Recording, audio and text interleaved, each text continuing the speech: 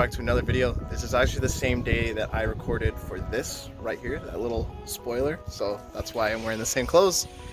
And the next mod I have planned is to swap out the factory turn signal light in the mirror.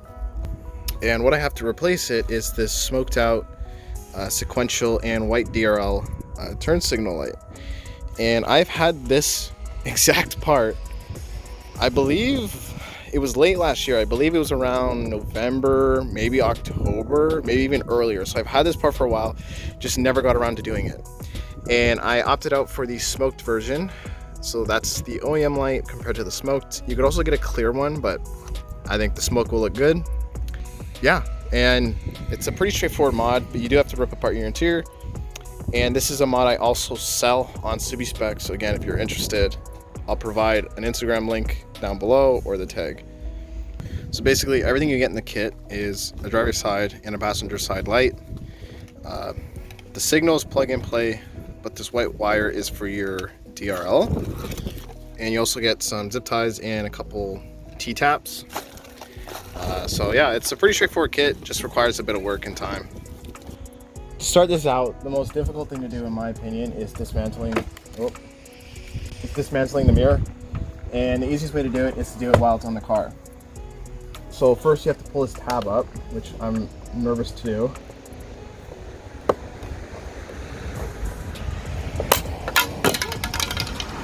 Came off. Oh, I thought you broke your garbage. I almost died. No, I didn't break that. Oh my god. No, I that just snapped it in half and realized No. it was not a whole piece. No, I didn't break it. Yeah, that's all garbage. I literally almost So yeah, that came off. It's supposed to come off. Just didn't expect it to fly off like that. You can just pull up on it.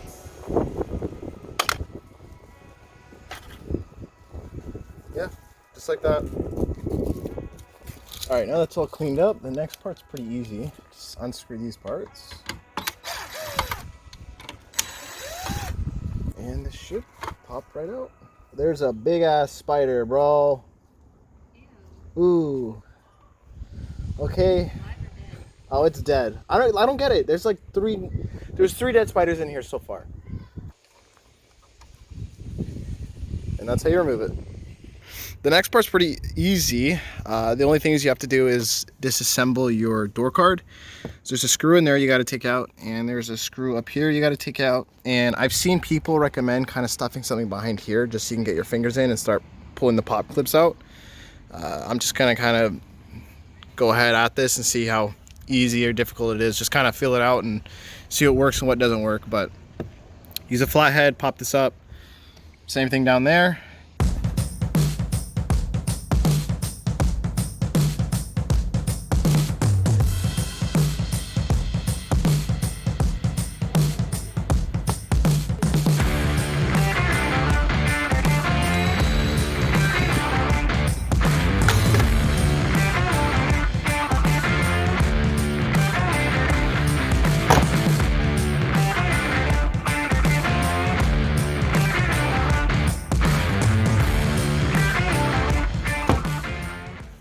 Now that the door has been removed, you can go in and unplug all this.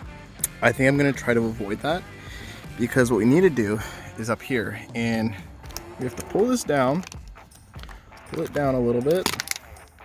Once you have this pulled down enough to where you can access these two screws right here and that one right there, you can go ahead and remove the mirror. Before you pull off the mirror though, quickly just disconnect this. This is the wire that runs to your mirror, and then you could fish it down and under into there so you could pull it out.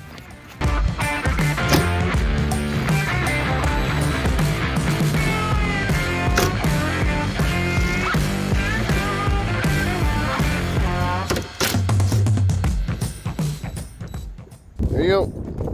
Mirror's out. Okay, for this next part, I'm going for like a OEM Plus look. And to do that, I needed a coat hanger because I need something that's thin yet strong. And to achieve what we need to do, we need to run this white cable through the whole housing through here. Cut the hanger up.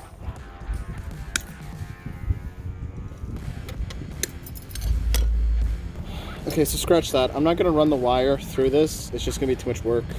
What we're gonna do instead is just run the coat hanger through here and up. So to be honest, this would probably be easier if you just had like weed whacker line. But I have the coat hanger here. We'll see if this works.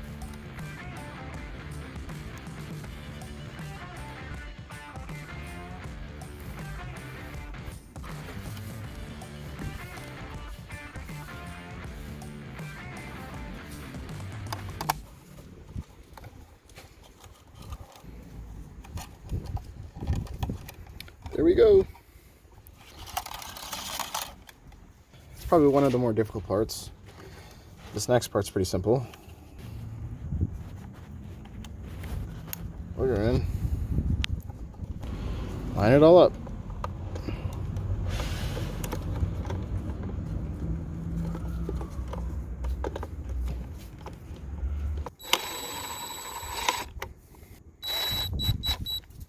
Before you close this all up, make sure you leave a little bit of slack in there for the white wire just to move around. That should be more than enough. The last thing we have to do is remove this tape and run the wire through this grommet.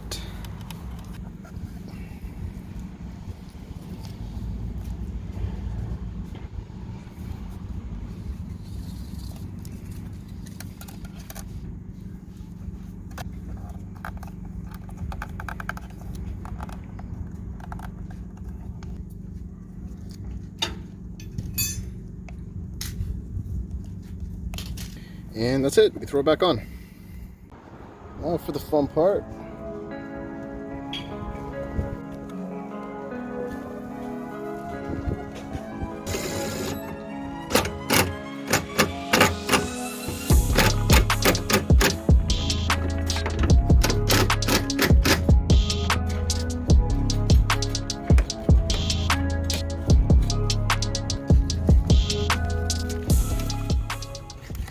So if we test this real quick,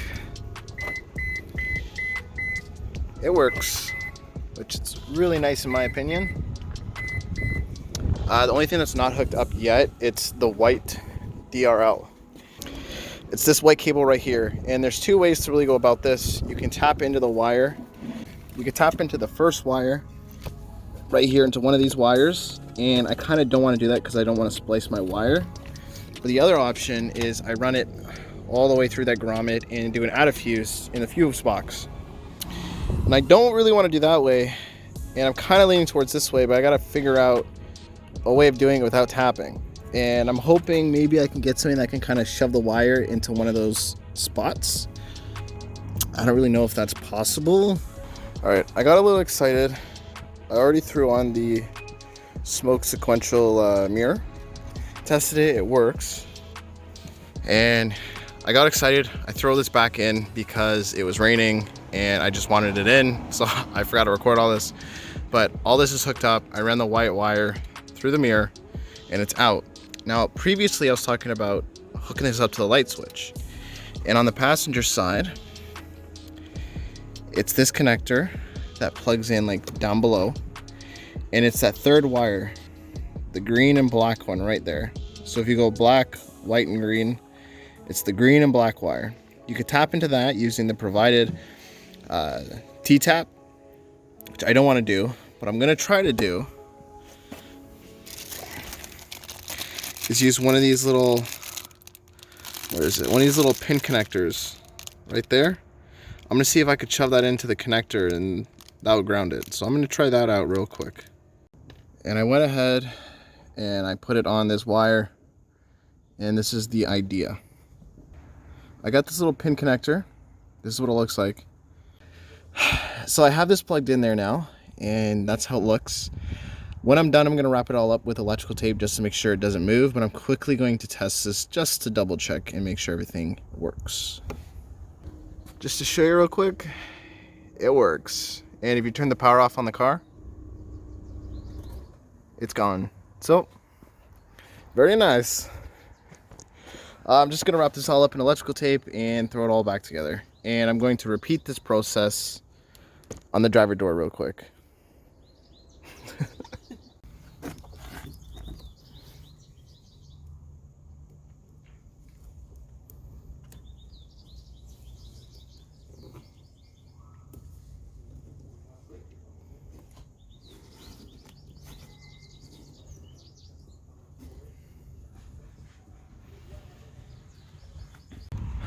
On the driver's side, it is the yellow, and I believe that's green or blue. I think it's blue. Yellow and blue wire right on the edge right here. And it's the connector that's right up front, just right here on the door switch. So just tap into that and we should have white DRL power.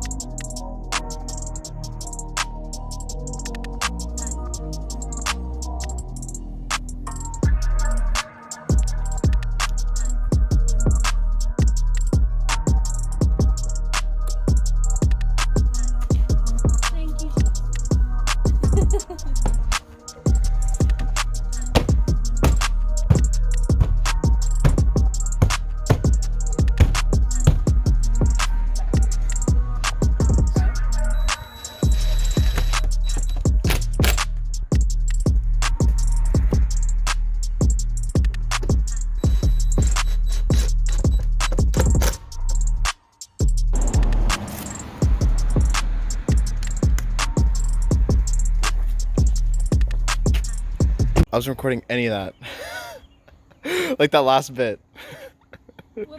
I think I forgot to record. I think where the bird took a nice deuce on my car. But yeah. No, I was just basically saying I think it's a good mod. Well worth the money. It's fairly cheap considering you're getting full replacement lights, white DRLs, sequential signals. I think it's just, you know, it's worth the money. And that's it. We're done another video. If you guys have questions, always feel free to ask. If you want a set, I do sell these. Just message Subie Spec on Instagram. I'll have the Instagram tag down in the description for you guys. Yeah, and as always, take it easy. So there is one thing I want to mention when doing this mod, and you may experience it, it may not happen. I find it really depends on if you unplug your window switches. And since I did it to show you, I had this issue. If you don't unplug it, you probably shouldn't have this issue. But basically what happens is over on your driver's side, you'll have your two window switches and you'll try to go up and down and it doesn't work for your passenger side window. Now, I already did this reset so I don't have this issue.